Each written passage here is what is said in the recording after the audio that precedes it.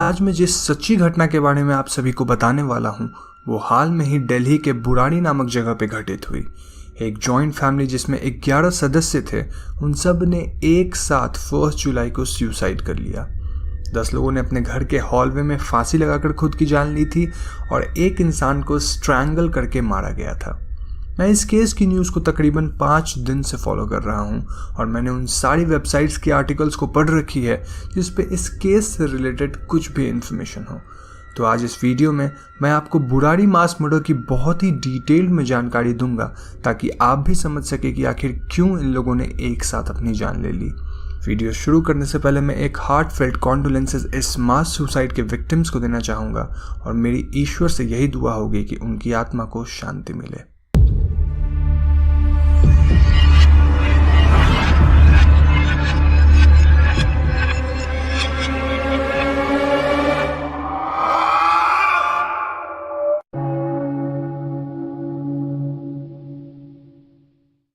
तो दोस्तों, ये दुखद घटना भाटिया परिवार के साथ हुई जिसमें 11 लोग थे। ये परिवार नेटिवली राजस्थान के चित्तौड़गढ़ जिले से बिलोंग करते थे और ये लोग दिल्ली में तकरीबन 20 साल पहले रहने आए थे। इस परिवार की सबसे एल्डेस्ट मेंबर नारायण देवी थी जिनकी उम्र 77 साल थी। उनके 2 बेटे थे जिनका नाम भवनेश भाटिया और ललित भाटिया था और उनकी बीवियों का नाम सविता और टीना था। नारायण देवी की एक बेटी भी थी जिसका नाम प्रतिभा था और उनके 5 ग्रैंड चिल्ड्रन थे जिनका नाम प्रियंका, नीतू, मोनू, ध्रुव और शिवम था। यहाँ सबसे दुख की बात यह है कि ध्रुव और शिवम की उम्र महज 15 साल थी।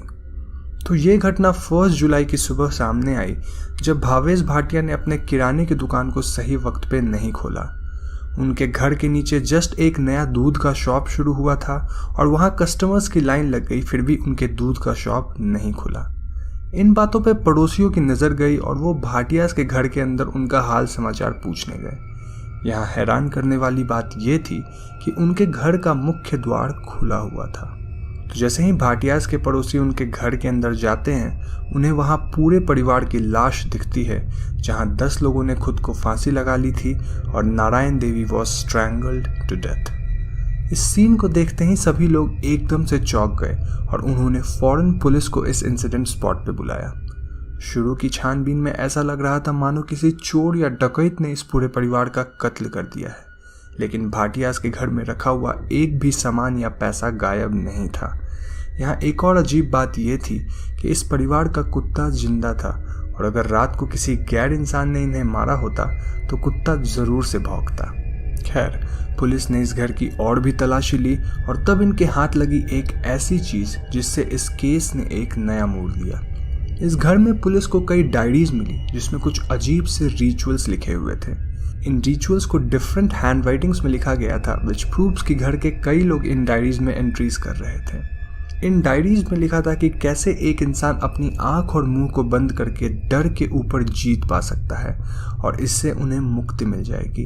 इंसानी शरीर तो अस्थायी है लेकिन एक इंसान की आत्मा स्थायी है और वो कभी नहीं मरती। इस डायरी में यह भी लिखा था कि अगर 11 लोग एक साथ ये रिचुअल फॉलो करेंगे तो उनके जिंदगी की सारी परेशानियां खत्म हो जाएगी और उन्हें मोक्ष की प्राप्ति होगी। इन सब के अलावा ऐसी कई और बातें डायरीज में लिखी हुई थी जिनका एंड गोल लोगों से आत्महत्या करवाने का था और ये नोट्स तरह तरह से उन्हें इन रिचुअल्स को फॉलो करने के लिए प्रोत्साहित कर रही थी। अपार्ट फ्रॉम दीज डायरीज, भाटियास के घर में कई ऑकल्ट से रिलेटेड बुक्स भी थे जिनमें कुछ अजीबोगरीब रिचुअल्स थे। इसके अलावा घर में रिलीजियस बुक्स भी थी और पुलिस का ऐसा मानना था कि ये परिवार इन किताबों में दी गई रिचुअल्स को फॉलो किया करते थे। पुलिस ने इन लोगों के एक्सटेंडेड फैमिली मेंबर्स से पूछताछ करी और उन्होंने बताया कि इस परिवार का कोई दुश्मन नहीं था और इन लोगों की ज़िंदगी में कोई प्रॉब्लम्स नहीं थी, जैसे कि लोन्स, फाइट, फैमिली टेंशंस इत्यादि। ऐसी कोई भी प्रॉब्लम नहीं थी, लेकिन फिर भी आस पड़ोस के लोग ऐसा मान रहे थे कि शायद ये एक मर्डर केस हो, इसलिए पुलिस ने इनकी बॉडी को पोस्टमार्टम के लिए भेजा। पोस्टमार्टम के इनिशियल रिपोर्ट्स में ये साफ तौर पे लिखा था कि ये एक सुसाइड का केस है क्योंकि बॉडीज पे किसी भी तरह की प्रेशर या फिर दबाव नहीं थी और घर में किसी के भी फिंगरप्रिंट्स नहीं मिले थे। मृत लोगों में सबसे लेट मौत हुई थी फैमिली के एल्डेस्ट मेंबर नारायण देवी की, और वो एकमात्र विक्टिम थे जिन्होंने खुद को फांसी नहीं लगाया था, बल्कि उनका शरीर ज़मीन पे पड़ा था। अब दोस्तों, इस केस की डिटेल्स को सुनकर शायद आप ये बात समझ गए होंगे कि इस पूरे परिवार ने किसी रिचुअल को फॉलो करने के चक्कर में खुद की ही जान ले ली, और इनफैक्ट पुलिस ने भी यही स्टेटमेंट आम जनता तक पहुंचाई। लेकिन आज इस वीडियो में मैं आपको इस घटना की एक ऐसे पहलू के बारे में बताऊंगा जिसको जानकर आप दंग रह जाएंगे। तो बुराड़ी केस को डिटेल में समझने के लिए मैं आपको ले चलता हूं सन 2007 में, जब इस परिवार के एल्डेस्ट मेंबर नारायण देवी के पति गोपाल दास की मृत्यु हुई थी। गोपाल दास की मृत्यु के कुछ ही दिन बाद से उनका बेटा ललित भाटिया थोड़ी अजीबोगरीब हरकत करने लगा था। वो परिवार में अक्सर ऐसा बोलता था कि उसके अंदर उसके पिता गोपाल दास की आत्मा है, और वो अपने परिवार वालों को डिसिप्लिनरी लेसन्स देने लगा था। गोपाल दास जी की मौत के बाद इस परिवार में थोड़ी फाइनेंशियल इश्यूज आई थी, लेकिन ललित ने आगे आकर इश्यूज को खत्म किया, और उसका कहना था कि उसकी मदद उसके पिता कर रहे हैं। गोपाल दास जी ने इंडियन आर्मी को सर्व किया था, और लोगों का ऐसा कहना था कि ललित उनकी ही तरह एकदम डिसिप्लिन में उठने बैठने लगा था। तो इस घटना के तकरीबन 6 साल बाद ललित के साथ एक दुर्घटना हो गई। ललित का प्लाईवुड का एक स्टोर था, जहां एक दिन उसके सर पे एक बड़ा सा प्लाई गिर गया। उस दिन के बाद ललित के बोलने की शक्ति खत्म हो गई, और भाटियाज ने उसका इलाज करवाने की बहुत ही ज़्यादा कोशिश करी। डॉक्टर्स ने क्लियरली बोला कि ललित अब शायद कभी नहीं बोल पाएगा, और इन बातों को सुनकर इस परिवार ने ललित का इलाज करवाना बंद कर दिया। लेकिन कुछ ही महीने बाद एकदम अचानक से ललित बोलने लग गया, और ये किसी चमत्कार से कम नहीं था।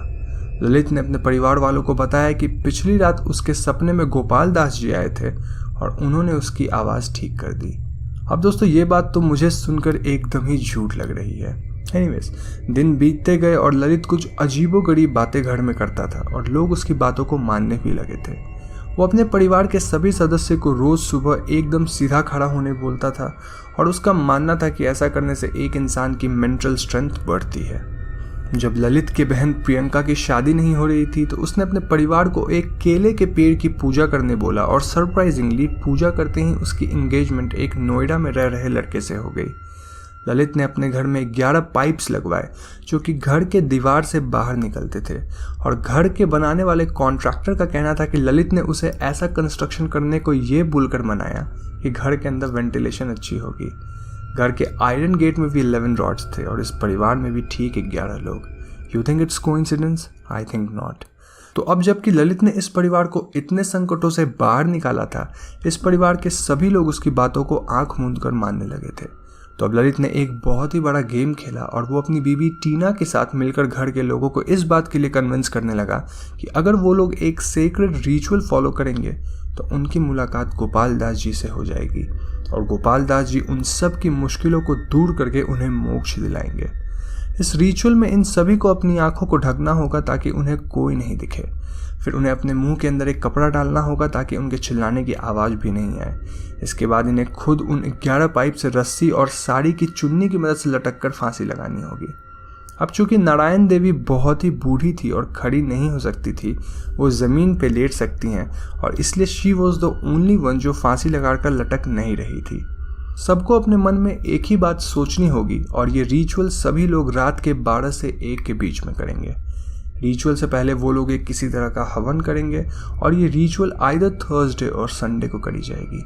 ललित ने उन्हें कन्विंस किया कि वो लोग मरेंगे नहीं, क्योंकि गोपाल दास जी उन सबको आकर बचाएंगे।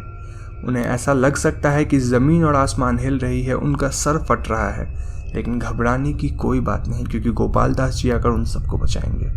अब दोस्तों, ये सारी बात मैं अपने मन से नहीं बोल रहा, क्योंकि ये सारी नोट्स इन डायरीज में मिली थी जिसे पुलिस ने इस घर से बरामद किया था।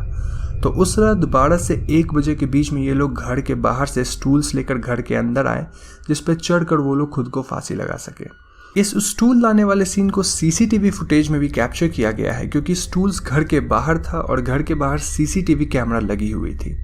घर में सबको ऐसा लग रहा था कि वो लोग मरेंगे ही नहीं, क्योंकि उन्होंने अपने अगले दिन के लिए पूरी तैयारियां कर रखी थी।